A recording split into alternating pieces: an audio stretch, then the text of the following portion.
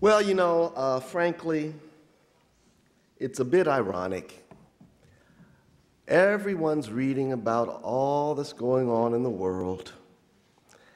I mean, every week there's a new story. And each week it gets, to use Jeannie's phrase, juicier and juicier. And it just seems to me that if the church is going to stay relevant, the church ought to have something to say about what everybody else is talking about. And so, as I avoided it for as long as I could, and then I came to the conclusion that we might as well just grab it by the horns and deal with it. And so I'd like to speak to us for a few moments from the theme, Sex, the Bible, and Us. Human sexuality has probably been the most challenging part of being human ever since the Garden of Eden, ever since the very beginning. Now, I could have used the Genesis passage with which we're so familiar, the forbidden fruit, the nakedness, the shame, all those euphemisms for sex and human sexuality. That passage would have been just as relevant, in fact, maybe more so, because it deals with all men and all women and our struggle to understand and to come to grips with our sexuality. But the 2 Samuel passage seemed more pertinent and on point. The passage reminds us how especially powerful men, from kings to candidates to presidents to personalities, have succumbed to their sexual impulses and destroyed, and in the case of our passage, literally destroyed, the lives of everyone involved. Now, in case you missed Sunday school that day, I'm not even sure we teach this in Sunday school. Let me refresh your recollection of the story of David and Bathsheba. As I was rereading the text, which we read so often, it did occur to me for a moment that there's an interesting play on words that's going on there. Bathsheba was taking a bath. She was taking a bath, which was the ritual purification after her monthly menstruation, and that was required of every Jewish woman. And so she was doing what she was obliged to do by the law.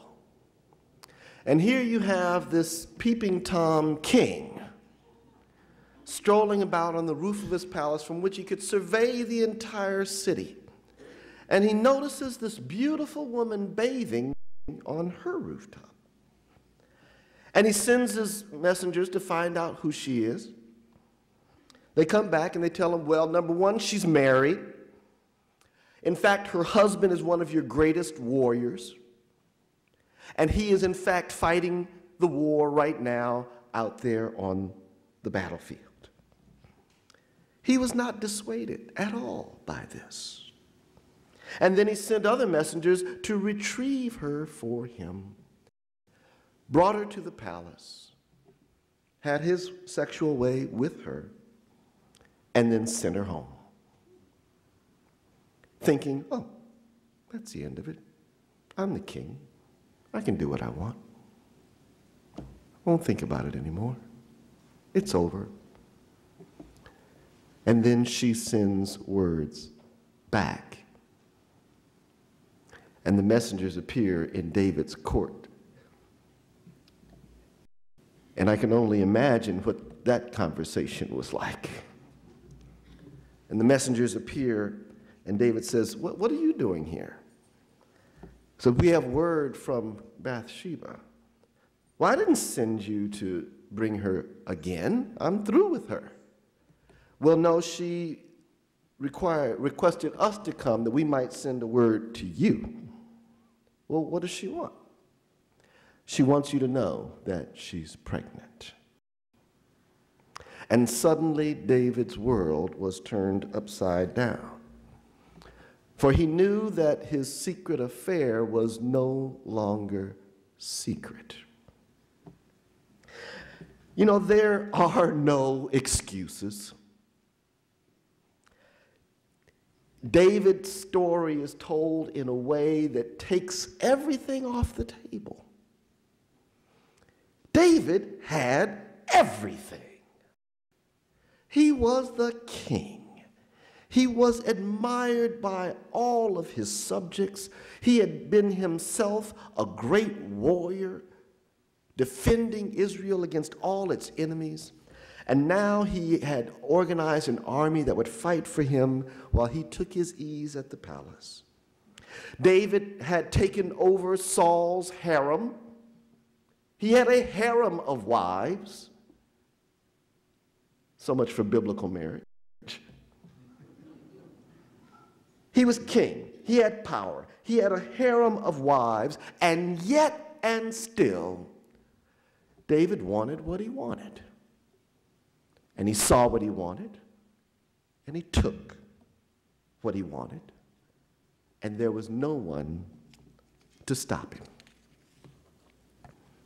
Not even Bathsheba.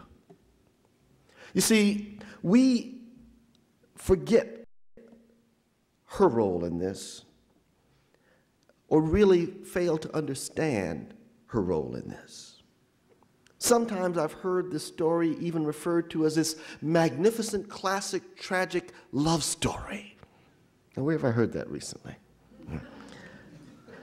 But the fact is that Bathsheba had no power to say no. The king's messengers came, and they weren't asking, they were directing her. This story was and should be regarded as a story of the rape of Bathsheba, for she had no power.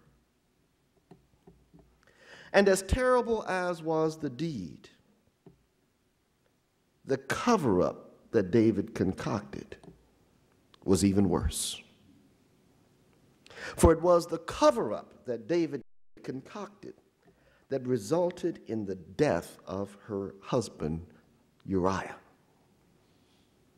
And just briefly, for those of you who missed that Sunday school lesson, in order to cover up her pregnancy, David sent to the battlefield a message. Tell Uriah that I'm giving him leave. He's been fighting hard, and now I'm going to give him a few days of R&R. Tell him to come on home, wash his feet. Another one of those euphemisms. Wash his feet and rest for a bit. David thought that by having Uriah come home, that in the natural course of the marriage relationship, he and Bathsheba would have sex. Uriah would return to the battlefield. He'd come home 9 months later and greet his newborn baby, or so he would think. But in contrast to David's absolute infidelity, his infidelity to his people, his infidelity to his wife or wives, his infidelity to his own soldier, was the total fidelity and faithfulness of Uriah. So Uriah follows orders, comes home, greets the king. The king feeds him a feast and says, go on home and wash your feet. If anyone wants to know what that means, just ask me afterwards. Go on home and wash your feet. But Uriah left the presence of the king and went no further than the door of the palace and never went home. And so the messengers came back to David and said, David, Uriah didn't go home. He's sleeping at the door of the palace. So David called